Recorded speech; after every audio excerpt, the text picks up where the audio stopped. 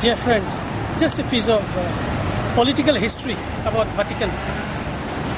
As we know, in the early ages, the popes were somewhat like the emperors or kings who governed entire state. It was called papal states. And history tells us that later they lost all these secular powers. And it was in 1929 with that famous Lateran Pact, the Treaty of Lateran, between Pope Pius XI and Mussolini, that the papal states were reduced to what is Vatican today. The treaty is called the Treaty of Lateran of 1929. With that treaty, Vatican becomes the smallest independent country in the world, recognized by the whole world, and the Pope as head of the Vatican city-state.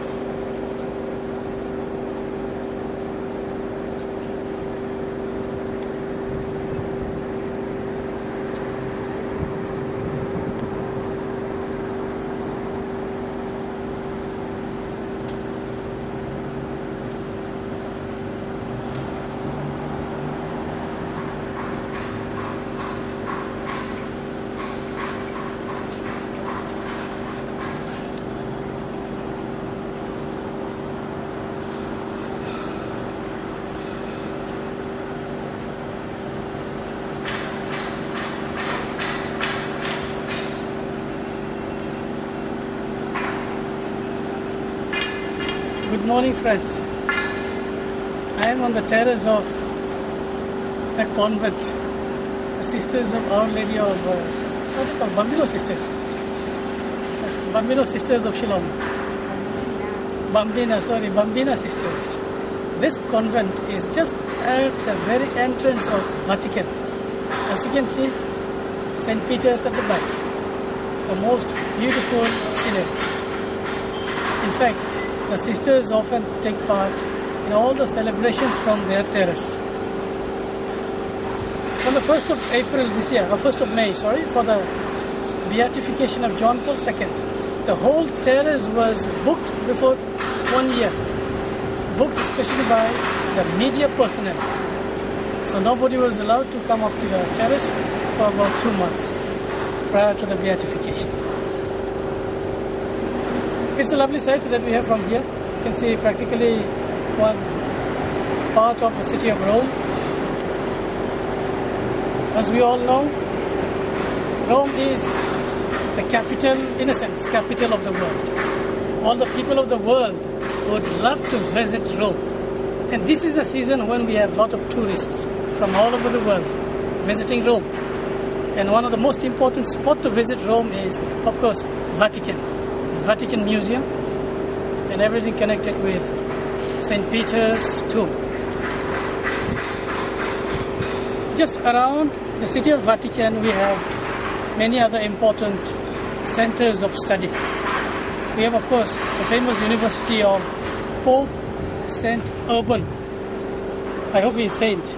It's called Urban University, where Father Sebastian Caro Temporal was a professor. The university is just near this convent. In fact, just above us. It's on my right here.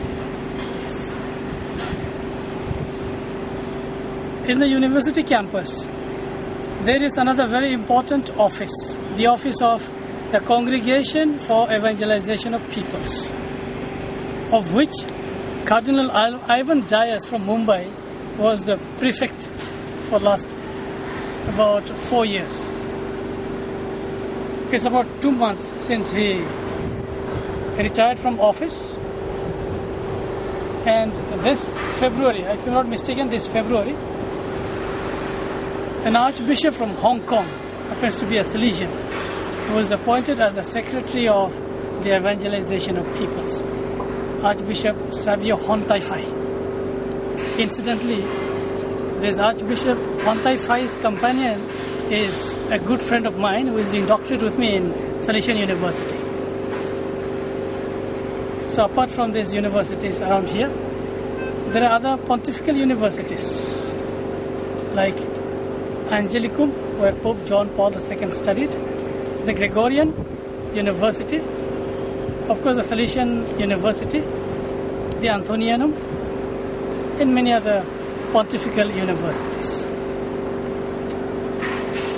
We send you greetings from St. Peter's. Greetings to all of you viewers. May God bless you, bless our missions in Northeast India.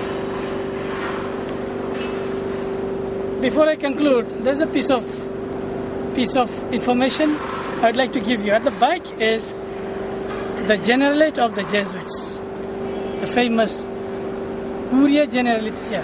I think that's how they call it in Italian. Historically speaking, it was the Jesuits who were the defenders of the church. Many of the popes were Jesuits. And interestingly, they have their Generalate just at the entrance to Vatican. Connected with the Jesuit Generalate is, as we told you earlier, the Generalate of the Salvatorian Fathers. And then, of course, a bit closer, the convent of Maria Bambina.